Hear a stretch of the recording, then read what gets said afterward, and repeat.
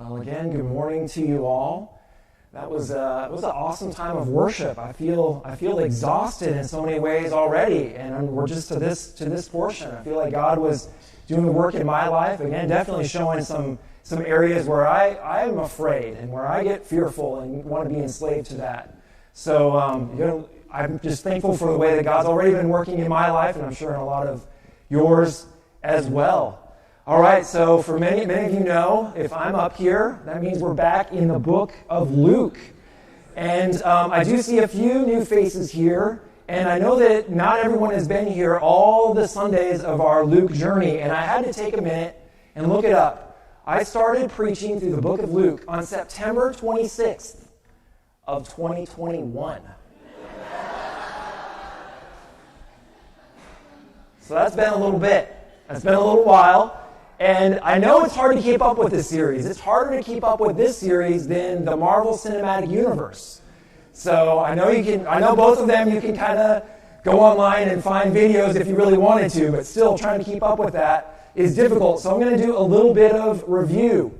So when we started out in Luke, way back in the day, the focus for the first 8-9 chapters is Luke is asking the question, who is Jesus? And lots of people are responding in ways that we'd expect reading the gospel, right? But we see angels announcing his birth. We see Jesus at the temple, and he's saying, I've got to be in my Father's house. He's working miracles. He's healing the blind. He's raising the dead. And people are starting to kind of come near, and some people are starting to get it. A centurion can see who he is and responds in faith. A woman of questionable background can see who Jesus is and worships him and anoints his feet. So some of the people are starting to get that Jesus is really the Messiah. And then the kind of climax of this portion of the book of Luke comes when Jesus has just fed the people in the wilderness. So many people are going, oh, look, we've got another Moses-type figure. Maybe this is the prophet who is to come that Moses told us about in Deuteronomy. And they want to make him king, the book of John says. But Jesus kind of goes away. He doesn't want any part of that. He takes the disciples by himself, and he asks them, who do you say that I am? And Peter jumps out and he says, I think you're the Messiah, the Christ. And Jesus says, you're right. But then he tells them that he's not the Messiah they were hoping for. They were hoping for a Messiah who was going to get rid of the Romans, who was going to, come back with power, be that king. And he told them, I'm the Messiah that's going to die.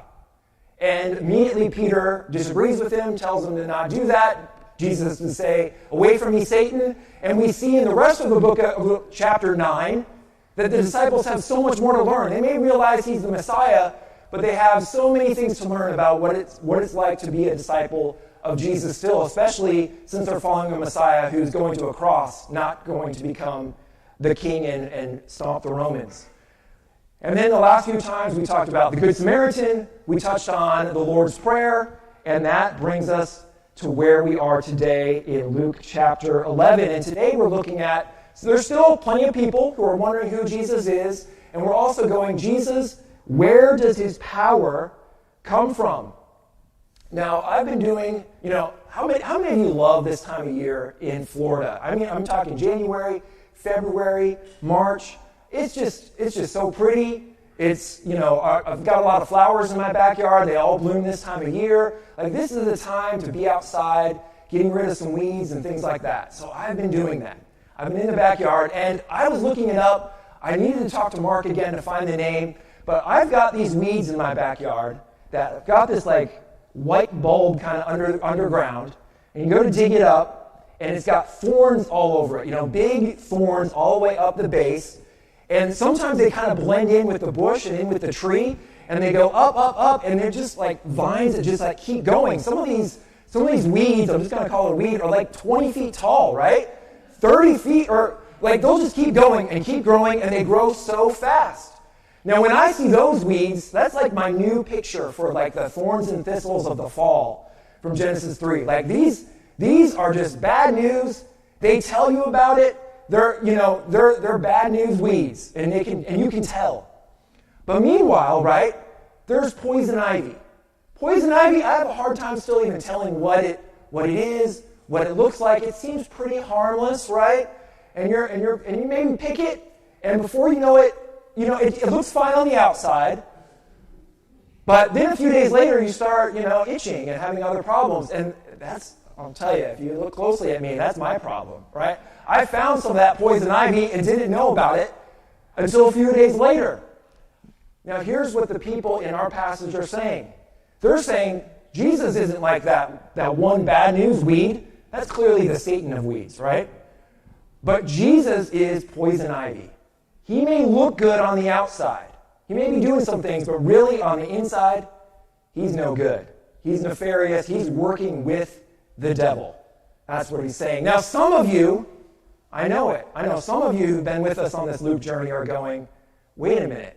Something that looks pretty normal on the outside, but really is a little more nefarious, maybe something round that, let's see, when you take this thing, you start telling lies and deceiving other people.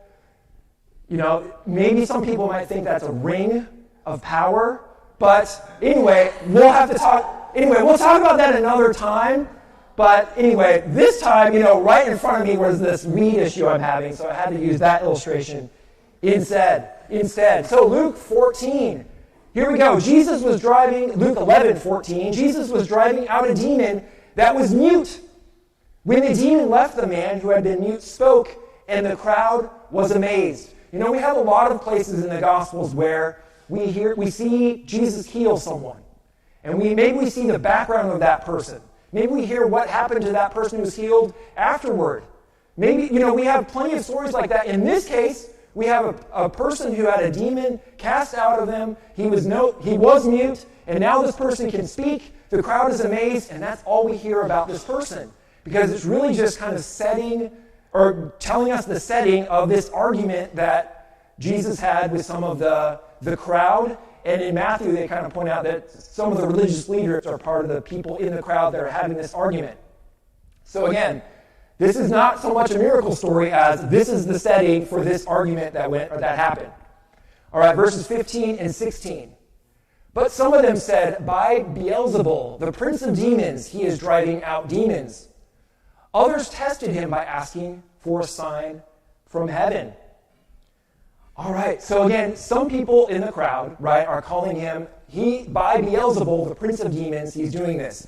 Beelzebul, that was just kind of a general term they would use kind of for evil sometimes, or Lord of the Flies, or, kind of the Satan, right? So we know from Luke, again, if you've been with us on this journey, that Luke clumps together in chapter 5 and 6 the religious leaders. And at first they're going, hey, who is this Jesus guy? Maybe he'd make a great Pharisee. We're interested in what he has to say. But as that chapter goes on, they have disagreements. They have disagreements about the Sabbath. And by the end, they're just going, we got to look for a way to get rid of him. So we can tell already from this argument that some people have already made up their mind. And so they're sitting to themselves and going, well, yeah, he may have just cast out that demon from that man, but I think he's using the power of Satan to do it. Verses 17 and 18, this is how Jesus responds to them. Jesus knew their thoughts and said to them, any kingdom divided against itself will be ruined, and a house divided against itself will fall. If Satan is divided against himself, how can his kingdom stand? I say this because you claim that I drive out demons by Beelzebul. Now, many of us are maybe a little familiar with this. I had to look it up again, but Lincoln said this when he was nominated to run for Senate in Illinois in 1858. And so that's why we're kind of familiar with this passage. And in the passage, he's kind of going, look, there was a law, the Kansas-Nebraska Act in 1854. A lot of people were saying that'll solve the slavery question. And he's pointing out it's just building. And I think that our nation will either be all slave or all free. And we got to make a decision. We can't live divided much any longer. So that's the context where Abraham Lincoln decides to quote this. I think what Jesus is getting at here is, look, y'all, this is a silly argument you're making. If you have an army and you're defending a city and one person betrays them and opens the gate, you're betrayed, you're done. If you have a team, if you're working together as a team and one person decides to work for the other team, you're probably going to lose. Like when you're divided, we can think about it, right? When you're working together as a team, when your business is going great, when your family's going great, things are awesome when you're working together as a team. And the minute you're fighting and, at each other's throats, it goes to pieces. And he's saying, we all know that. Reflect on your life. And now realize Satan didn't get this far by undermining himself. That makes no sense. He's not going to be, it doesn't make sense in regular life, and it doesn't make sense for Satan. You guys are just trying to use any argument that comes to mind to try to undermine me. Let's keep going. Verses 19. Now, if I drive out demons by Beelzebul, by whom do your followers drive them out? So then they will be your judges. He's pointing out a lot of you guys have already made up your mind. You're already biased. Because when your people drive out demons, you're like, oh, that's great. Way to go, God. And when I drive out demons, you're going, must be Satan. All right, there's nothing different. So you guys clearly have a problem with your logic. Now, let me take an aside for a minute because, again, I think as we look at this argument, we go, this is not the best argument. Best I can tell. Best I can study. I'm like, this is not a great argument. And I think it's important to see why they're making such maybe a poor argument. Notice, back then, these people are not denying Jesus can perform miracles. They're just arguing his power comes from Satan and not God. Now, for the last couple hundred years, there's certainly been a group of people, right, that want to say, Jesus, he had some good teachings. We should love our neighbor. We should be kind to other people. But he didn't ever perform miracles. He didn't do these things. These are just things that his followers made up later on. That's what's going on. But when we look at some early sources, even ones that are not in the Bible, we can see that they all say that Jesus performed great works. And that's again the point here. Satan or Jesus' opponents here can't say, oh, he didn't cast out that demon. He didn't heal that man. He didn't cause the blind to see. They can't say that. They don't have that option. So they've got to do something else. And their only option in this case is, yeah, you've got power, but it's power from the evil one, not from God. Here's a couple of those old quotes. Josephus says this, now there was about this time Jesus, a wise man, if it be lawful to call him a man, for he was a doer of wonderful works, a teacher of such men as receive the truth with pleasure. He drove over to him both many of the Jews and many of the Gentiles. Now, I'm not going to go into all of it, but there's certainly some controversy around Josephus. He's not always the most trustworthy person. Did some people go back and change some of his words? But my point is here, I'm not using the one where Josephus says he's the Christ or anything like that. This is just a quote of Josephus that seems accurate, where all he's saying is he was a doer of wonderful works. He did miracles. He's not saying if they're from good or bad. He's saying he was someone who did wonderful works, which again backs up that Jesus did the miraculous things. And here's one that's a source that does not agree with Jesus. It says this, on the eve of Passover, they hanged Yeshua of Nazareth, and the herald went before him for 40 days, saying, Yeshua of Nazareth is going to be stoned, in that he has practiced sorcery and beguiled and led astray Israel. Let everyone know aught in his defense. Come and plead for him. But they found not in his defense, and hanged him on the eve of Passover. And again, hanged, right, could also refer to the cross, right? Paul refers to Jesus being hung on a tree. But the point here, this is someone who does not believe that Jesus is God, but they point out that he practiced sorcery. Again, my point for all of us, and I think what's important for us to know, is that we can see early sources as well that even disagree that Jesus is God, that say that he did miracles. And that's, again, why they have to use, in this passage, such a poor argument, because they can't deny that he did miracles. They're just saying these miracles come from the evil one. All right, let's look at verse 20. But if I drive out demons by the finger of God, then the kingdom of God has come upon you. So this is why it's so important. Where does Jesus' power come from? If it comes from the evil one, then yeah, don't follow him. You don't want to follow him. But he says, but if my power comes from the finger of God, then it's important for everyone in his audience. It's important for us to hear and respond to him. So finger of God, right? His audience would think of the Exodus. It would think of Moses, right, coming and the 10 plagues. And he made the Nile and all the other water turn to blood, right? And then it was the frogs. And frogs were coming up and going everywhere. And here's the key thing.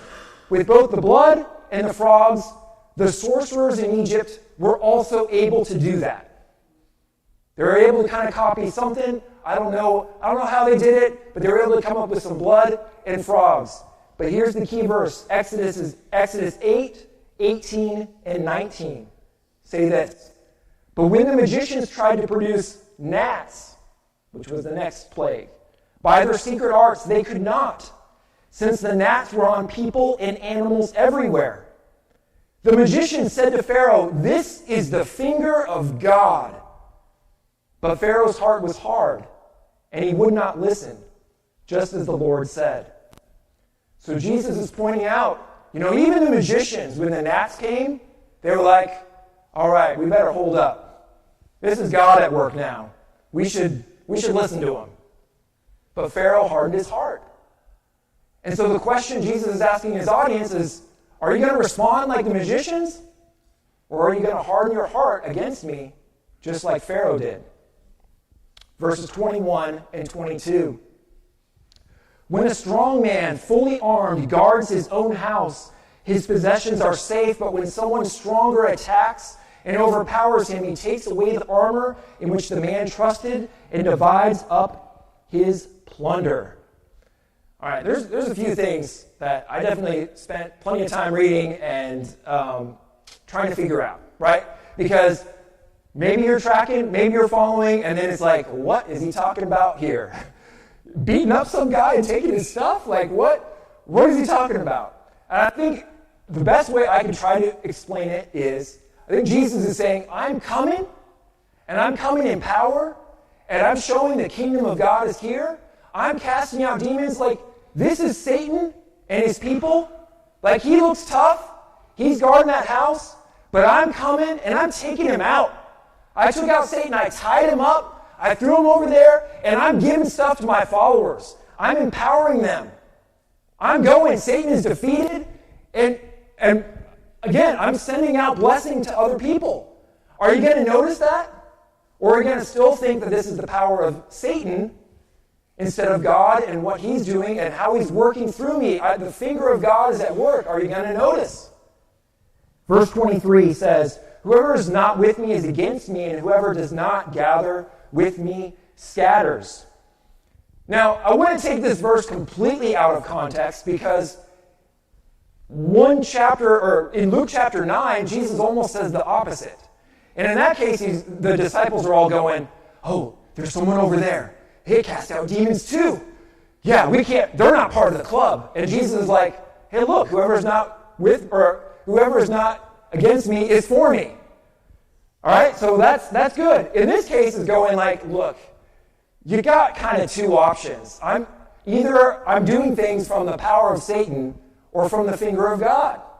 Like, there's not really a middle ground here. So what are you gonna decide about this issue that's right in front of you? Verse 24 through 26. When an impure spirit comes out of a person, it goes through arid places seeking rest and does not find it. Then it says, I will return to the house I left. When it arrives, it finds the house swept clean and put in order. Then it goes and takes 7 other spirits more wicked than itself, and they go in and live there, and the final condition of that person is worse than the first. I think a lot is going on with this passage. I want to fully acknowledge that I think some of the demonic parts of this passage, I think you'd be better off even talking to Pastor David or Tammy or Adrian. I couldn't even get into all of that part right here. I do want to say one thing on this right off as well, though. When our hearts get clean, right? Like I saw at Shrove Tuesday, right? And during this time of Lent, we maybe give up something, right? But if I give up coffee and then just drink energy drinks all the time, I'm not really any better off, right? If I give up watching sports and then just watch the news all day, that's not really helping anything, right? The idea would be like, God, search my heart. What do I need to give up? And then how can I replace that time with something that you want me to do? Maybe I go for a walk when I want to drink that coffee. Maybe I pray. Maybe I replace it with something, right? If I'm a slave to fear, ask God to replace that with something else so that it just doesn't, all those fear thoughts and other things don't just keep piling back in. So that's some of what's going on here, right? If another part is in Matthew 12, in his similar passage, he kind of talks about how this relates to Israel. And the idea is that God has done work in Israel many times. He's brought prophets, he's brought people that have kind of brought renewal to Israel in different ways. And there's no better person than Jesus here, who's come and he's bringing renewal. But if he's rejected, if he's sent out, then something's going to replace it. And then the enemy and evil is just going to come right back in again.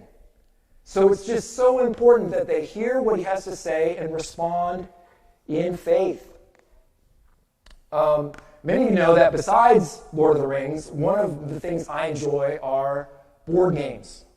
And some of you have been to different board game nights I hold periodically when the hall is free, etc., over here at the church. Now, I grew up playing lots of games. I played, Monopoly, Sorry, Life, Risk, Axis and Allies. We had a bunch of games. I love doing it. So certainly I was prepared early on to be someone who enjoys board games. But somewhere later on in high school, it kind of felt like board games were for kids. They were just moving on. It was time for me to move up to card games.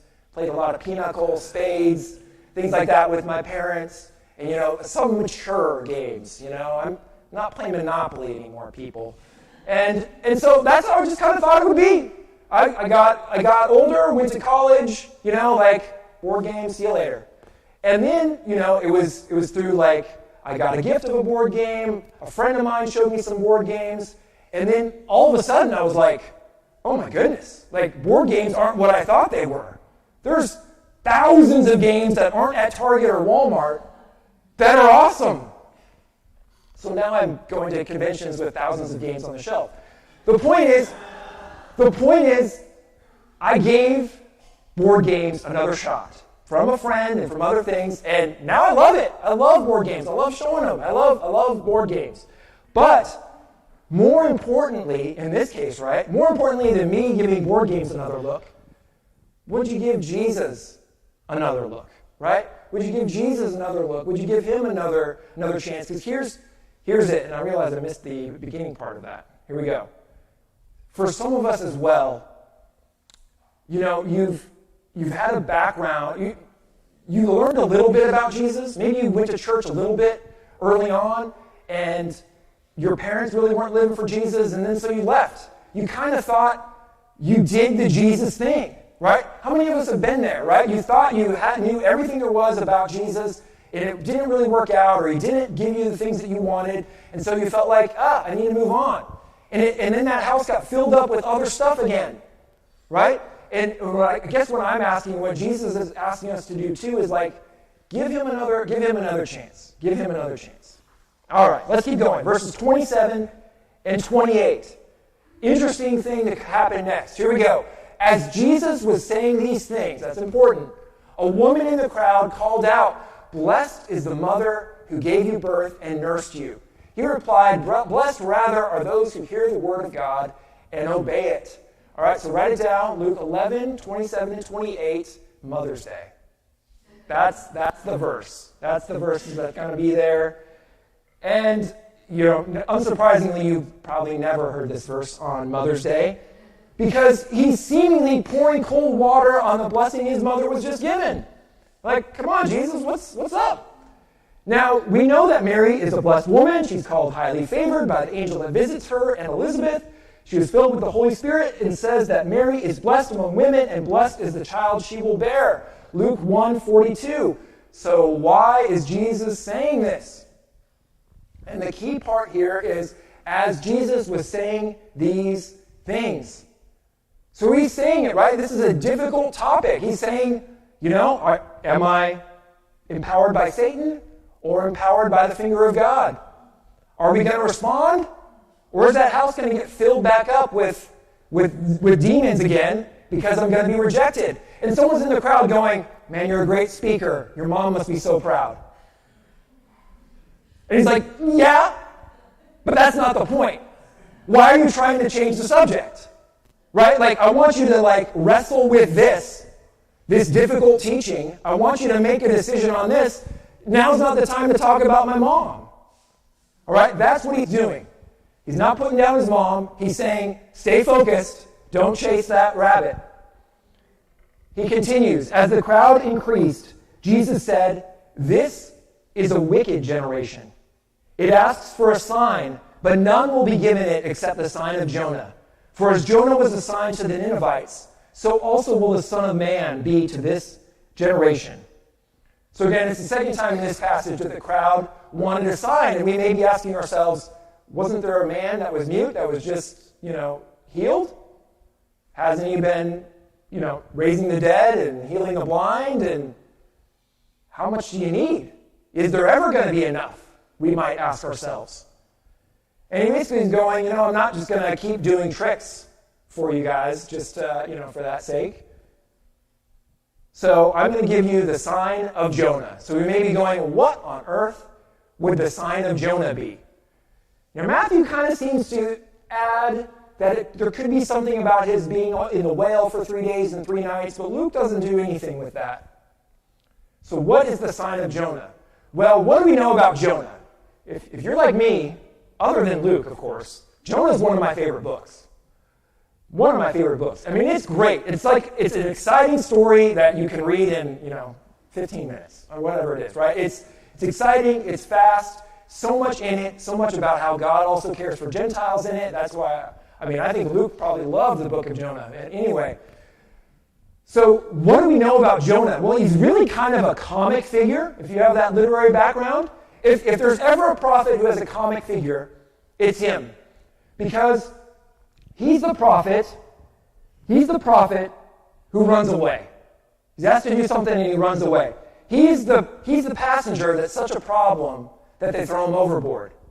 He's the meal for a whale that gets vomited out, right? And he's the guy who throws a temper tantrum at God about a plant. And of course, just like many of our silly arguments, it's not really about the plant. Now, in the middle of all that, wonderful Jonah, this is what he does. He does go to Nineveh, and this is what he says, Jonah 3, 3 and 4. Jonah obeyed the word of the Lord. Hey, see? Did something right. And went to Nineveh. Now Nineveh was a very large city. It took 3 days to go through it. Jonah began by going a day's journey into the city, proclaiming, 40 more days and Nineveh will be overthrown. He's that guy who's got the little, like 39, 38, it's coming. I can't wait. Again, he's the worst. He's like the worst prophet ever, because he's just like, good news, you're going to be destroyed in 40 days, and I'll be there with my plant ready to watch. That's Jonah, right? He went and he proclaimed that message, and he was never thinking they would listen and turn to God. And that's, of course, why he's so angry about the plant. He never dreamed they would actually repent and turn back to God. So the sign of Jonah, well, what did Jonah do? He did go and tell them about God, and they repented. And so he's saying, I'm going to be like that too. I'm telling you to listen to my words and turn to me, just like Jonah did. But here's the difference. Jonah, you all know, is like the worst prophet. The worst of them. But Nineveh listened to him.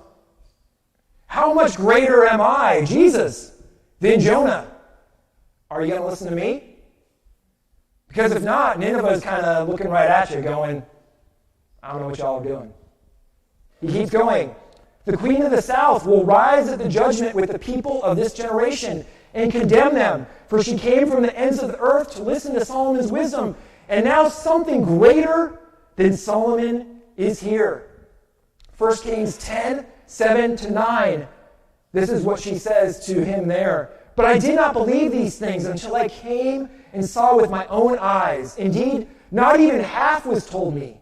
In wisdom and wealth you have far exceeded the report I heard. How happy your people must be. How happy your officials who continually stand before you and hear your wisdom.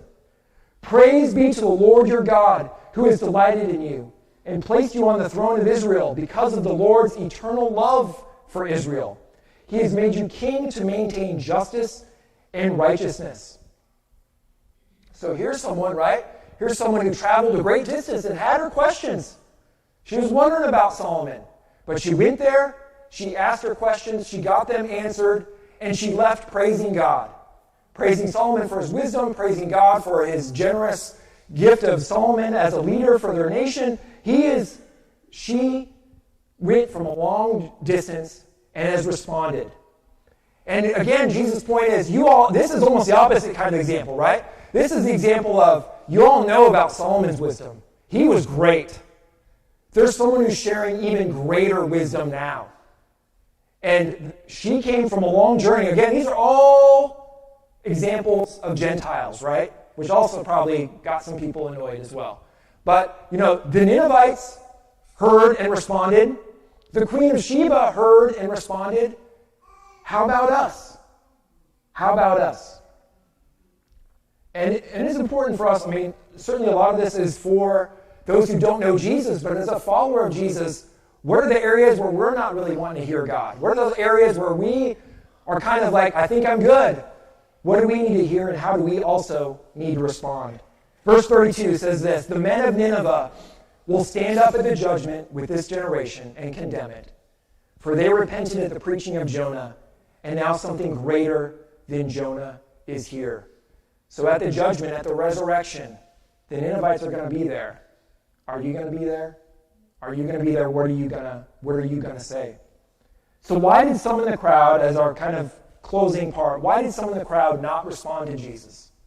Certainly, as I said, there were some people that had made their mind up, right? There were some people that were biased, that were just looking for a way to attack him. And it was hard for them to kind of listen to any arguments he made because their mind was already made up. So how about us? If you're here and you're a follower of Jesus, as a follower of Jesus, I want everyone to know the love and forgiveness of Jesus.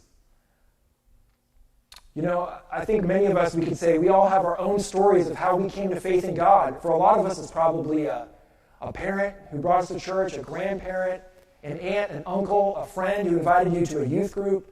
There was some relationship, right, that probably brought you here. And that's one of the things I want to challenge all of us who are followers of Jesus. Lord, how can I be that, how can I be that light for Jesus to those I know, to that neighbor, to that coworker? Who can I invite to Easter Sunday? That's usually a great Sunday to invite people. Who can I be thinking about who I can invite? How can I kind of pass that on again? And I think there's also a reality, if you're here and you don't have a relationship with God, I also want to acknowledge that for many people, many of our coworkers, many of our friends who don't know Jesus, it's because they had a negative relationship with someone who claimed the name of Jesus, right? Again, maybe that was a parent, a grandparent, maybe it was someone at a church, maybe they were hurt in some way.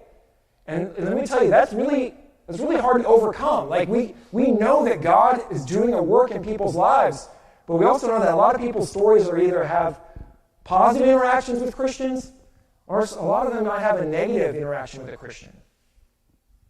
But what's interesting in this story as well, again, if you're out there and you're on the fence and you don't know if you want to trust in Jesus or not, I really do think this story has something for us, because there's a couple people in this story, right, who respond to Jesus or respond to God's call when they maybe had a negative background or not much of a background at all.